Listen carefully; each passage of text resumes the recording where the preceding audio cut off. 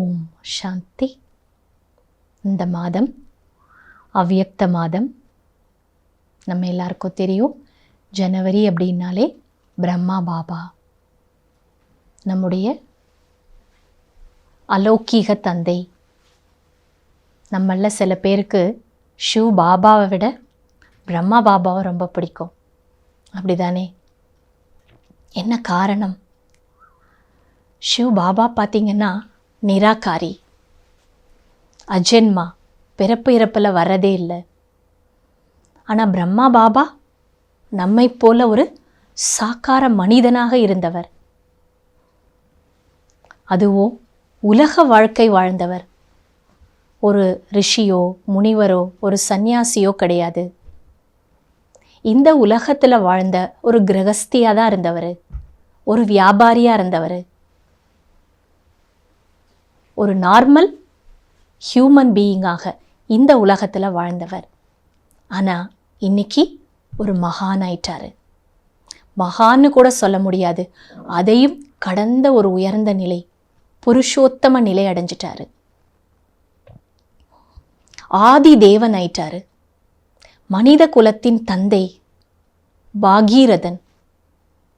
ஏன்னா ஸ்வயம் இறைவனே அவரை தன்னுடைய ரதமாக தேர்ந்தெடுத்திருக்காரு. எவ்வளோ உயர்ந்தவர் அப்போ! அந்த பிரம்மா பாபாவுடைய இந்த மாசத்துல அவர் பின்பற்றியவைகள் என்ன? ஷிவ் பாபா சொன்ன எல்லாத்தையுமே முதன்மையான மாணவனாக இருந்து தன்னோட வாழ்க்கையில எல்லாவற்றையும் செயல்படுத்திய கர்ம வீரர் அவர்.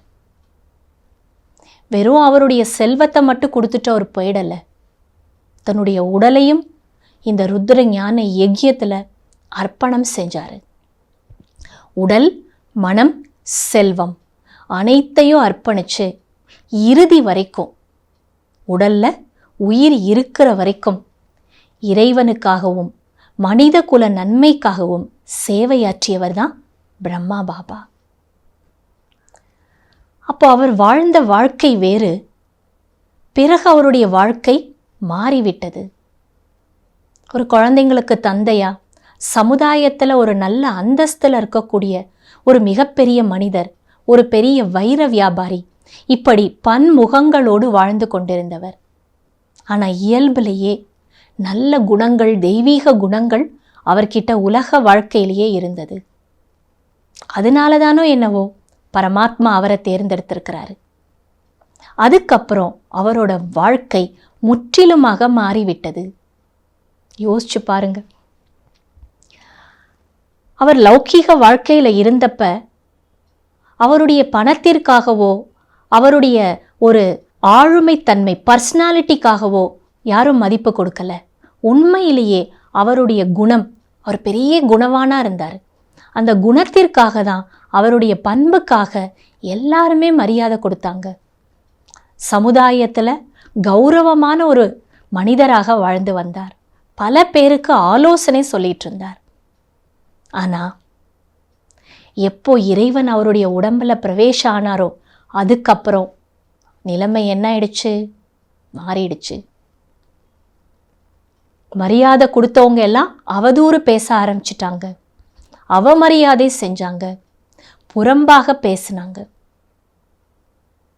அப்போ யோசிச்சு பார்ப்போம். சில பேர் சொல்லுவாங்க உலகத்தில், அதே போல் ஞானி ஆத்மாக்கள் கூட சில நேரம் என்ன நினைக்கிறாங்க, பகவான் கிட்ட வந்ததுக்கப்புறம் நல்லா தானே இருக்கணும். ஆனால் பாருங்க, நம்முடைய வாழ்க்கையில் பல மாற்றங்கள் ஏற்படுது. எல்லாமே நல்லவைகள் தான், ஆனால் நாம் அதை சரியாக புரிஞ்சுக்கிறது இல்லை. அப்போ பிரம்மா பாபா பல விஷயங்களை நடைமுறை வாழ்க்கையில் சந்திச்சாரு. ஆனால் அதை அவர் எப்படி எடுத்துக்கிட்டாருங்கிறது தான் இருக்குது. இறைவன் மேலேயும் ஞானத்தின் மீதும் அவருக்கு அசைக்க முடியாத நம்பிக்கை. அந்த நம்பிக்கை இருந்தனால ஷிவ் பாபா சொன்ன எல்லாத்தையுமே தன்னோட வாழ்க்கையில் அவர் முழுமையாக கடைப்பிடிச்சார். அதுதான் பிரம்மா பாபாவுடைய சிறப்பு அம்சங்கள். அதை தான் ஒவ்வொரு நாளும் இங்கே நாம் பார்த்துட்டு வரோம். ஸோ இன்றைக்கு அதில் நாம் பார்க்க இருக்கிறது மிக முக்கியமான ஒன்று, ரொம்ப சிறப்பான ஒரு விஷயம். ஒவ்வொரு மனிதனுக்கும், உலக வாழ்க்கையில் இருக்கக்கூடிய ஒவ்வொரு மனிதனுக்கும் இது அவசியமானது. இதற்கு முன் உதாரணமாக திகழ்ந்தவர் the one and only Brahma Baba.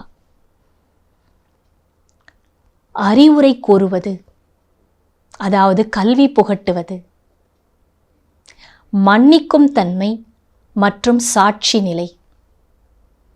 இதை தான் இன்னைக்கு நாம தெரிஞ்சுக்க போறோம். கல்வி புகட்டுவது அல்லது அறிவுரை கொடுப்பது. பொதுவாக பாருங்க, உலகத்தில் என்ன சொல்லியிருக்காங்க, சும்மா விளையாட்டா சொல்லுவாங்க, advice is only for others. அறிவுரை என்பது மற்றவர்களுக்காகன்னு விளையாட்டா ஜோக்கா சொல்லுவாங்க. இன்னைக்கு சூழ்நிலை அப்படிதான் இருக்கு. ஆனால் அறிவுரை அப்படிங்கிறது என்ன, அறிஞர்களின் உரைன்னு கூட நாம் அதை எடுத்துக்கலாம். அதாவது அறிவில் சிறந்தவர்கள் பிறருக்கு நல் வழிக்கான மார்க்கத்தை காட்டுவது தான் அறிவுரை. அப்போ பிரம்மா பாபா அவரோட குழந்தைங்க, அவருடைய முக வம்சாவளி பிராமணர்களாகிய நமக்கு கல்வி கொடுக்கின்றார். ஷிவ் பாபா அவர் மூலமா ஞான கல்வி கொடுக்கிறார். அதே நேரத்தில் பிரம்மா பாபா கூட சில நேரங்களில் அறிவுரை கொடுக்கிறாரு. ஆனால் பாருங்க, பாபா எப்படி அறிவுரை கொடுப்பாரு, நாம எப்படி அறிவுரை கொடுக்கணும் அப்படிங்கிறத நமக்கு இன்னைக்கு சொல்லி கொடுக்க போறார்.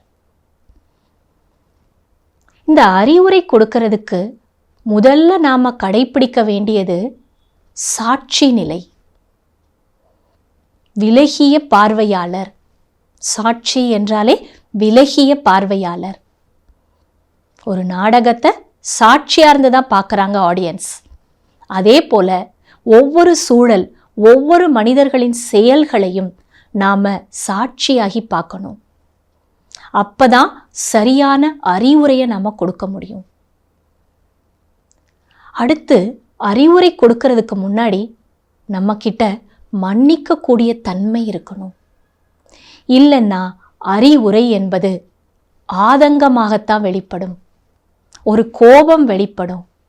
அப்ப கேட்கிறவங்களுக்கு அது நல்ல ஒரு மார்க்கமாக உணரப்படாது. ஆகையால பாபா நமக்கு சொல்றாரு, முதல்ல பிறரை மன்னிச்சிடுங்க. மன்னிக்கணும் அப்படின்னா முதல்ல நாம கல்யாணக்காரிகளாக ஆக வேண்டும், நன்மை செய்பவர்கள். ஷிவ் பாபா யாரு? கல்யாணக்காரி, மங்களக்காரி. நன்மை செய்கிறவங்களால மட்டும்தான் மன்னிக்க முடியும். இப்போ ஒருத்தர் தவறு செய்கிறாங்கன்னா அவங்களுக்கு நாம் கல்யாணக்காரியாக இருந்தால் தான் நாம் அவங்கள மன்னிக்க முடியும். அப்போ எப்போ நாம் நன்மை செய்வோம்? இந்த இடத்துல தான் நாம் ஞானத்தை பயன்படுத்தணும். நம்முடைய ஒவ்வொரு எண்ணம், ஒவ்வொரு செயலையும் நாடகம் என்ற கேடயத்துக்கு கீழே கொண்டு வரணும். அதுதான் நம்மை பாதுகாக்கும். அதுதான் சாட்சி நிலையை நம்மளை பயிற்சி செய்ய வைக்கும். விலகி இருப்போம். அப்போ ஒருத்தரை நம்மளால் ஈஸியாக புரிஞ்சுக்க முடியும். அவங்களுடைய மனநிலை என்ன, இந்த சூழ்நிலையில் அவங்க எப்படி செயல்படுறாங்க, அதை நம்மளால் புரிஞ்சுக்கிட்டு அவங்கள மன்னிச்சு அவங்களுக்கு நம்மளால் நல்லதை செய்ய முடியும். சில நேரங்களில் குழந்தைங்க ஏதாவது தவறு செஞ்சிட்டாங்கன்னா பாபா எப்படி இருந்தார் அந்த நேரத்தில்? சில பேர் பாபாட்ட நேரடியாக வந்து சொல்லுவாங்க, பாபா நான் தவறு பண்ணிட்டேன். அப்போ கூட பிரம்மா பாபா என்ன சொல்லுவாராம்? அப்படியா, அதெல்லாம் ஒன்றும் இருக்காது, அப்படி தான் சொல்லுவாராம். ஆனால் சொல்கிறவங்களுக்கு தெரியும் நான் தவறு தான் செஞ்சுருக்கிறேன். ஆனால் பாபா என்ன சொல்லுவார்? அப்படியா, அதெல்லாம் ஒன்றும் கிடையாது, நீ தவறெல்லாம் செஞ்சுருக்க மாட்டேன்னு சொல்லுவாராம். இப்போ அந்த இடத்துல நம்மளை நம்ம வச்சு பார்ப்போம். இப்போ நம்ம போய் சொல்கிறோம் பாபாட்ட. அப்போ பாபா அப்படி சொல்கிறப்ப நமக்கு என்ன ஃபீலிங் வரும்? ஐயோ நான் தப்புல செஞ்சேன், ஒருவேளை பாபாவுக்கு அது தெரியலையோ, அப்படி சிலருக்கு தோணலாம். இல்லைன்னா சிலருக்கு என்ன தோணும்?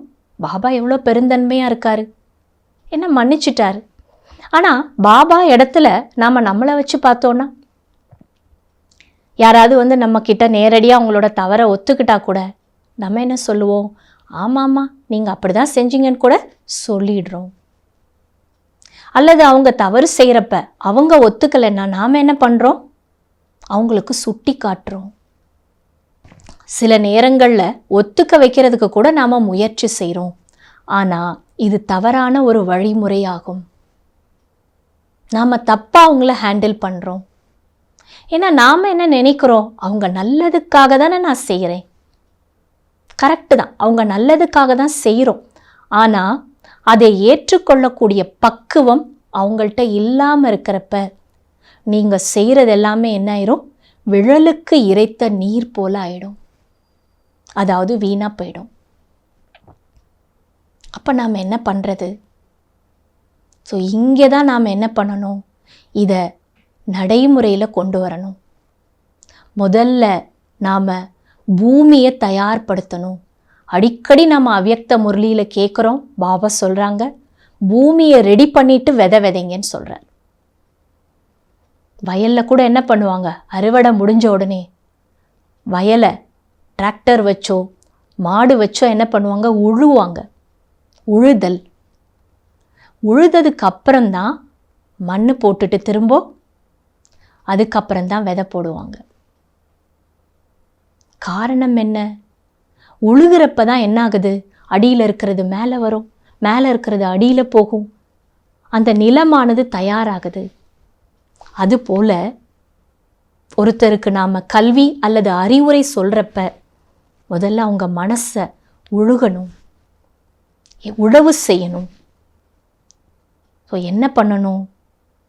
அவங்களுக்கு முதல்ல தைரியம் கொடுக்கணும், உற்சாகம் கொடுக்கணும், ஸ்வமான் கொடுக்கணும். இதெல்லாம் தான் அவங்க மனசை பக்குவப்படுத்தும். அதுக்கப்புறம்தான் விதை போடணும். ஏன்னா இன்னைக்கு இருக்கக்கூடிய காலகட்டத்தில் அறிவுரைகளை ஏற்றுக்கொள்ள யாரும் தயாராக இருக்கிறது கிடையாது. சில நேரங்களில் அவங்களுக்கு தெரியும் இவங்க என்னுடைய நல்லதுக்காக தான் சொல்கிறாங்க, ஆனாலும் ஏற்றுக்கொள்வது இல்லை. அப்போ பாபா நமக்கு என்ன சொல்லுகிறாரு? பாபா நமக்கு என்ன சொல்லி கொடுக்குறாரு? பாபா சொல்லியிருக்காங்க, இந்த நேரம் புருஷார்த்திகள் 2 விதமான குறைகளோடு இருக்காங்களாம். முயற்சியாளர்கள். ஒன்று என்ன? அபிமானம். 2வது அவமானம். இந்த 2மே ஆபத்தானது. என்ன பண்ணுறாங்க? யாராவது ஒரு கரெக்ஷன் கொடுத்துட்டா அவங்களுக்கு என்ன ஆயிடுது? அபிமானத்தில் வந்துடுறாங்க. என்னப்போ இப்படி சொல்லிட்டாங்களே, என்ன இப்படி நினச்சிட்டாங்களே. அடுத்து என்ன ஆயிடுது? அவமானத்தோட உணர்வுகளும் வந்துடுது. அப்போ அந்த இடத்துல உறவுகளில் பிரச்சனை வரும். அவங்க நம்ம கிட்ட இருந்தோ அல்லது பாபாட்ட இருந்தோ விலகி போகக்கூடிய சூழ்நிலை கூட வந்துடும். ஆகையால தான் நாம் இதில் ரொம்ப ரொம்ப கவனம் கொடுக்கணும். நிலத்தை தயார்படுத்திட்டு தான் நம்ம விதைக்கணும். சில நேரம் பருவம் பார்த்து தான் விதைக்கணும். பருவத்தே பயிர் செய்ன்னு சொல்லுவாங்க. சொல்லக்கூடாதுன்னு அப்படி ஒரு நேரம் இருக்குன்னா அவங்களுக்கு சொல்லவே கூடாது. அப்போ நம்ம நினைக்கலாம் அவங்க எப்படி மாறுவாங்க, அவங்களுக்கு நான் எப்படி நல்லது செய்கிறது. அதுக்கு பாபா சொல்கிறார், உங்களோட உள்ளத்தில் நீங்கள் சுப பாவனை கொடுங்க. நீங்கள் சொன்னால் மாறாதவங்க உங்கள் சுப பாவனையினால் மாறுவாங்க. ஆனால் அந்த சுப பாவனை கொடுக்கணும்னா நம்மக்கிட்ட சங்கல்ப சக்தியினுடைய சேமிப்பு இருக்கணும். நல்ல நல்ல சிரேஷ்டமான சங்கல்பங்களை சேமித்து வச்சுருக்கணும். அதுதான் சக்தியாக மாறும். அந்த சுப பாவனை தான் வேலை செய்யும்.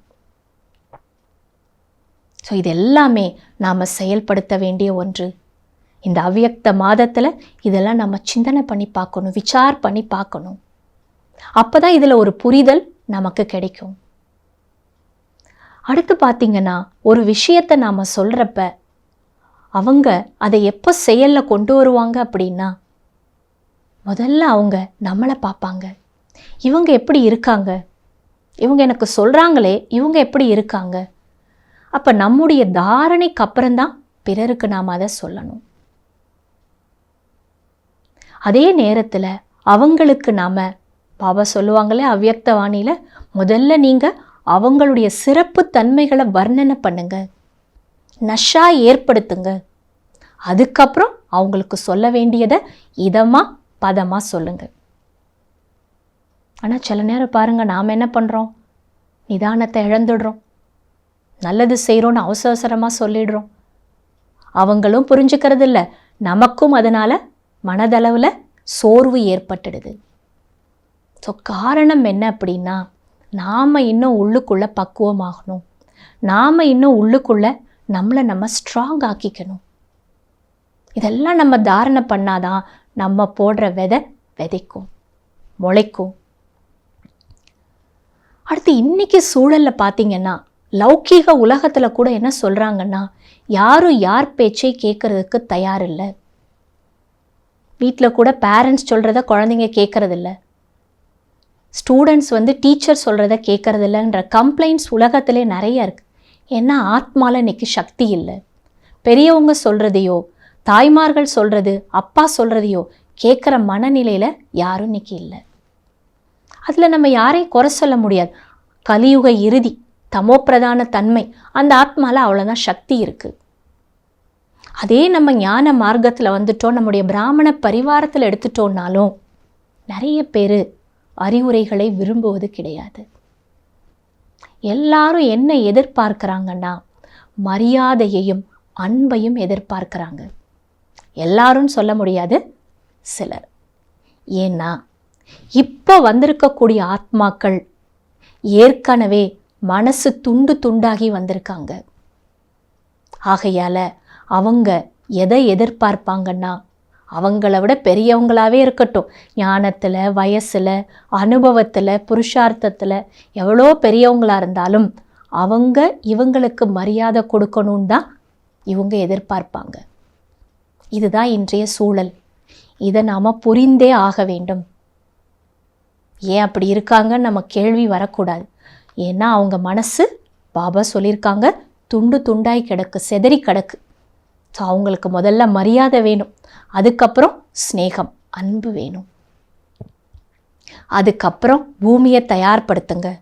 அதுக்கப்புறம் அவங்களுக்கு நீங்கள் ஒரு நல்ல விஷயத்தை சொன்னீங்கன்னா அவங்க அதை கிரகிச்சுப்பாங்க. அடுத்து பார்த்தீங்கன்னா, ஒருத்தர் ஏற்கனவே கீழே விழுந்து கிடக்கிறாங்க. அவங்கள போய் நம்ம கீழே விழுந்துட்டீங்களே, ஏன் விழுந்தீங்க, எப்படி விழுந்தீங்க, ஸோ இது சரியா? நாம் என்ன பண்ணணும், முதல்ல அவங்கள தூக்கி விடணும். கொஞ்ச நேரம் அவங்க கையை பிடிச்சிட்டே இருக்கணும். ஏன்னா அவங்க கால்கள் இயங்கணும். அவங்க கால் இயங்கினதுக்கு அப்புறம் தான் அவங்க தானே நிற்பாங்க. அதுக்கப்புறம்தான் மற்றதெல்லாம். அதே போல தான் நாம் புருஷார்த்தத்தில் கூட அவங்க கீழே விழுந்திருக்காங்கன்னா முதல்ல அவங்கள நம்ம தூக்கி விடணும், அவங்கள தன் காலில் நிற்க வைக்கணும். அதுக்கப்புறம்தான் நாம் சொல்ல வேண்டியதை சொல்லணும். அவங்கள கீழே விழுந்துட்டாங்க, ஏன் விழுந்தாங்க, இப்படி விழுந்தே இருக்கீங்களேன்னு சொல்ல சொல்ல அவங்க இன்னும் பலகீனமாயிடுவாங்க. நாம் சக்திசாலி ஆக்கணுமா, அல்லது அவங்களுடைய பலகீனங்களை சொல்லி சொல்லி அவங்கள இன்னும் பலகீனமாக்கணுமா? நாம் கொஞ்சம் இதெல்லாம் யோசித்து பார்க்கணும். ஸோ இந்த மாதிரி சூழல்கள் எல்லாம் பிரம்மா பாபா எப்படி இருந்தார்? கல்வி புகட்டுவது, சாட்சி மற்றும் மன்னிக்கும் தன்மை, இது எல்லாத்துக்கும் ஒரு சின்ன விஷயம் கூட கிடையாது, ஒரு விஷயந்தான். அது ஒரு உயர்ந்த விஷயம், ஒரு பெரிய விஷயம். அதை பிரம்மா பாபா இயல்பாகவே கடைப்பிடித்தார். அதை நாம் எவ்வளோ கடைப்பிடிக்கிறோம் அவ்வளோ நம்மளாலையும் இதை செயலில் கொண்டு வர முடியும். ஒரு வாரமாக முரளியில் கூட, சாக்கார முரளியில் இந்த விஷயத்தை பற்றி பாபா சொல்லிகிட்டே வந்தார்.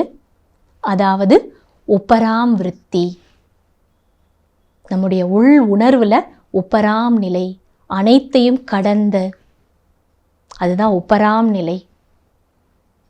கண்டுகொள்ளாத நிலை கிடையாது, அனைத்தையும் கடந்த நிலை. கடந்த நிலையில் இருந்தாதான் எதையுமே நம்மளால் சாட்சியாக பார்க்க முடியும். ஸோ மேலேருந்து நம்ம பார்க்கணும். அப்போ தான் என்ன நடக்குதுங்கிறது நமக்கு தெளிவாக தெரியும். நாமளும் அந்த லெவலில் அவங்க லெவல்ல இருந்து பார்க்குறப்ப நம்முடைய புத்தியும் சரியாக ஒரு விஷயத்தை கிரகிக்காது. ஸோ உப்பராம் நிலை. பிரம்மா பாபா உப்பராம் அவஸ்தால இருந்தார். இந்த உப்பராமுக்கு இன்னொரு அர்த்தம் கூட இருக்கு. ஊப்பர் ராம், உப்பராம். ராமர் எங்கே இருக்காரு? நம்முடைய ராமர் மேலே இருக்காரு. அவர்கிட்ட புத்தியை கொண்டு போயிடணும். ஊப்பர் ராம் கே தரஃப், மேலே இருக்கக்கூடிய ராமர்கிட்ட புத்தியை கொண்டு போயிடுங்க. நீங்களும் மேலே போயிடுங்க. மேலே போயிட்டோன்னாலே பாபாவுக்கு சமம். அப்போ பாபா பிறரை எப்படி பார்க்குறாரோ அப்படி நாம் பார்க்க ஆரம்பிச்சிடுவோம். அப்போ அந்த இடத்துல பிரச்சனை என்பதே இருக்காது. எல்லாமே இயல்பானதாக இருக்கும். நாமளும் நிம்மதியாக இருப்போம், மற்றவங்களுக்கும் நாம் சக்தி கொடுப்போம். நல்ல அறிவுரைகளை அவங்களும் எடுத்துக்குவாங்க. அவங்களுக்குள்ள மாற்றம் ஏற்படும். பிறகு அவங்க என்ன பண்ணுவாங்க? நமக்கு நிறைய ஆசீர்வாதத்தை கொடுப்பாங்க. ஆசீர்வாதத்தோட கணக்கு நமக்கு அதிகமாயிட்டே இருக்கும். ஆகையால் இந்த அவ்யக்த மாதத்தில் பிரம்மா பாபாவை நம்ம முன்னாடியே வச்சுருக்கணும். பாபாவுடைய ஒவ்வொரு ஸ்திதியையும் நம்ம வாழ்க்கையில் கொண்டு வரதுக்கு முதல்ல நாம் முழுமையான முயற்சி செய்யணும். ஸோ உப்பராம் நிலை, இதை பற்றி இன்னும் நிறைய நம்ம அவ்யக்த முரளியில் படித்து அதை விசார் பண்ண தான் அந்த நிலையை நாம் அடைய முடியும். அதுக்கப்புறம் எல்லாமே நமக்கு என்ன ஆகிடும்? சுலபமாயிடும். இதை நாம் கடைப்பிடிப்போம். நன்றி. ஓம் சாந்தி.